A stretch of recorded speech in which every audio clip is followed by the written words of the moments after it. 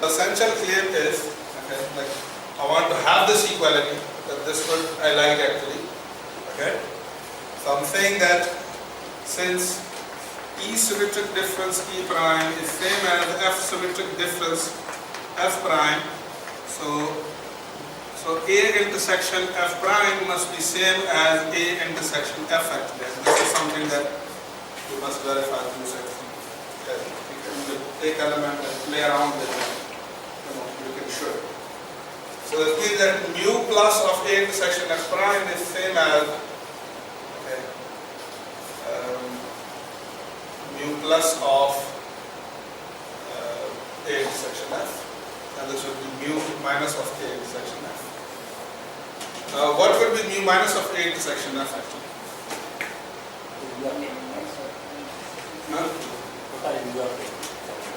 Okay. Can I say that this would be equal to mu of A completely?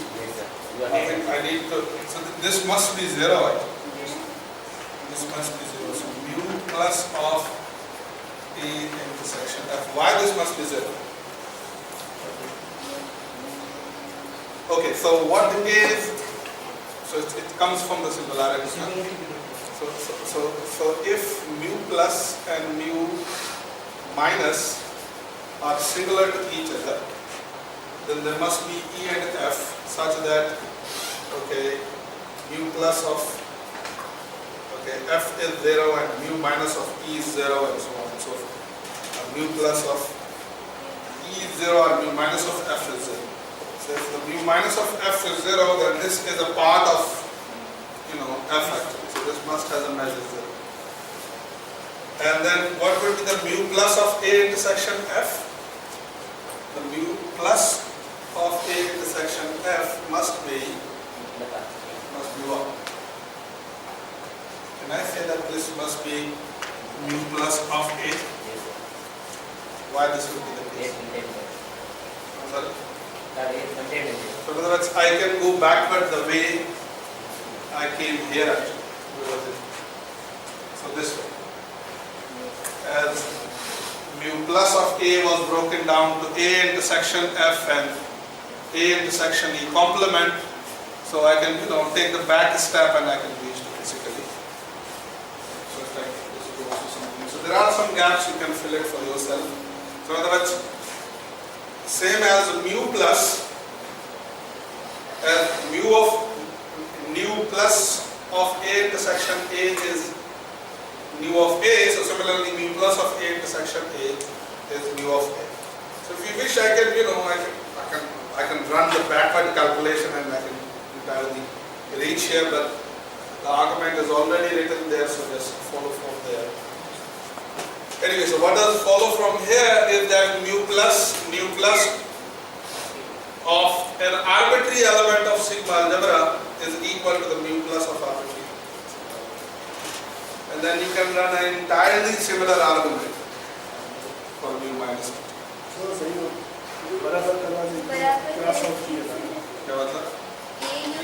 mu of A जो है वो इस side उसके बराबर mu of प्लस कह सकते हैं, मगर like these are not numbers actually. So you have to see numbers maps. So can we do this in maps? Or any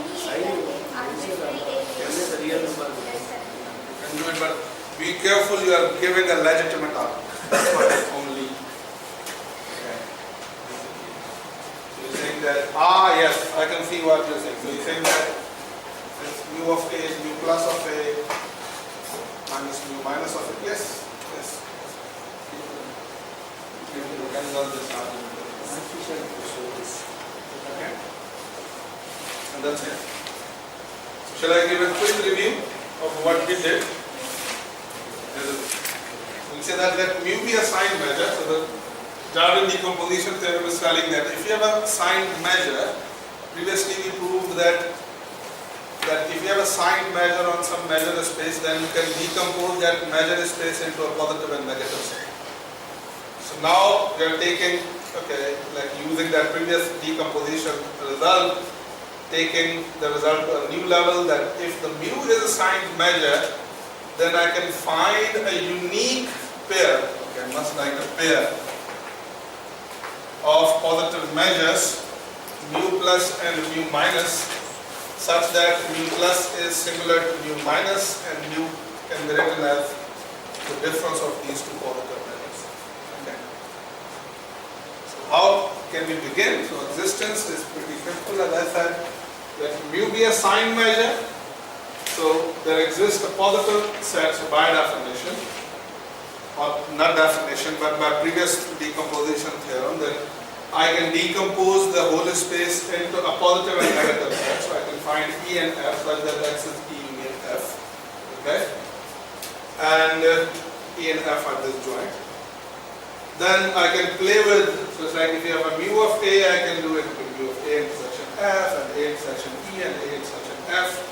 So I can just play around with it. And then I said that, okay, if I define this guy, in other words, mu of an arbitrary intersection A intersection E as mu plus of A, and this as minus mu minus of A, okay, then I have my required what we call decomposition that mu can be written as mu plus minus mu times. So the only trickier thing is basically to prove the uniqueness. So in order to show the uniqueness, I assumed another pair, okay, which are mutually singular and mu can be written as their summand. So since they are singular, so there exist sets E prime and E prime complement, or maybe F prime, such that mu plus of E prime is 0 and mu minus of E prime complement is 0. Okay? And our claim is that now we can show that mu plus is same as a nu plus and mu minus is same as mu minus. Okay. So before that we kind of showed that this E prime is a positive set. Positive or negative set? F prime is a positive set and E is a negative.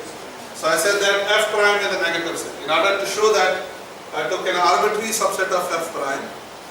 Okay. And doing calculation, I showed that mu of A must be bigger than or equal to 0. So F prime is positive with respect to the mu. So obviously E prime complement is that E prime is going to be negative with respect to the measure mu. The next is basically to show, so this kind of gave us another decomposition of a Hahn, what do you call, Hahn decomposition of the set, the measurable set X actually. So we already have E and F, but now we got another decomposition of positive and negative sets, such that E prime and F prime are positive and negative, negative and positive respectively, and their symmetric difference is a null set. So the next thing that I would like to show, the key part of the claim, is that the positive nu is same as the positive mu vector. In order to show that, I said, okay, let's begin with a positive measure, mu positive of A. But since A can be broken down to A intersection F complement and A intersection U complement, so the positive measure of mu is the positive measure of A intersection F complement and positive measure of mu plus of A intersection U complement. Plus of E complement. Now, mu plus of A intersection E complement, not complement, E prime is 0. Why this is 0? Because I know that mu plus of E prime is 0. So A intersection E prime is a subset of E prime, so this must have a measure 0. So what I've concluded from here, that mu plus of A is equal to mu plus of A intersection F prime. Okay? And similarly, by the precise same argument, you can also show that mu plus of A is same as mu plus of A intersection F factor.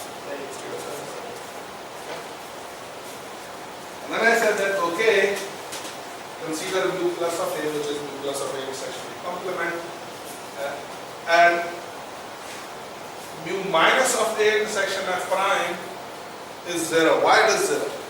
Because mu minus of E complement E prime complement, which is f, is 0. So this guy is 0. In other words, if I subtract this, 0 is not going to make any difference. So if I have this expression, I can rewrite it basically. And now I can decompose it into the mu plus and mu minus. Then the mu minus of A intersection f prime. And then, okay, as we said, something that we have to verify theoretically, that if the symmetric difference of sets is equal, then A intersection f prime is same as A intersection f. So the mu plus of A intersection f is same as mu plus of A intersection f, and mu minus of A intersection f prime is same as mu minus of A intersection f actually. And then since mu minus of f is 0, is it 0 by definition? Mu minus of f, have we shown it? Missing something. Mu minus of f. It must be 0 for sure. Okay.